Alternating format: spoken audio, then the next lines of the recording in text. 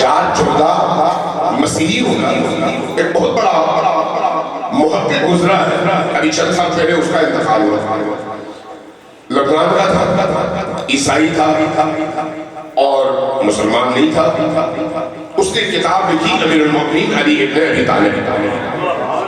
میں اس کتاب کی تفسیرات میں نہیں آتا کیونکہ ٹائم کم ہے اور مجھے بہت ساری باتیں آپ سے کرنی ہے، اور امیر المؤمنین کی شخصیت ایسی ہے کہ ایک طرف سے آپ شروع ہو جائیں تو گھنٹے لگ جاتے ہیں، آپ کوئی ایک مطلب بھی ادا نہیں کر پاتے اور بات ختم ہو جاتی ہے.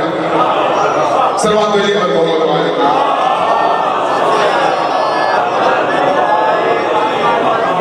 چار جملہ نے جملہ کہا ہے، وہ جملہ بڑا ہی زبردست اور حقائق کے عین مطابق جملہ ہے. وہ کیا کہتا ہے؟ کہتا ہے کہ علی وہ نابغہ روزگار ہستی ہے تاریخ انسانیت میں کہ اس کے دشمنوں نے اس کی فضیلتوں کو چھپانے کے لیے اپنی ساری دشمنی نکالی. توجہ ہے، ساری دشمنی نکالی کہ کسی طرح سے علی کی فضیلتوں کو چھپایا جائے. اور علی کے دوستوں نے تاریخ، علی کے دوستوں نے جان کے خوف کی وجہ سے علی کی فضیلتوں کو بیان نہیں کیا، دل میں رکھا.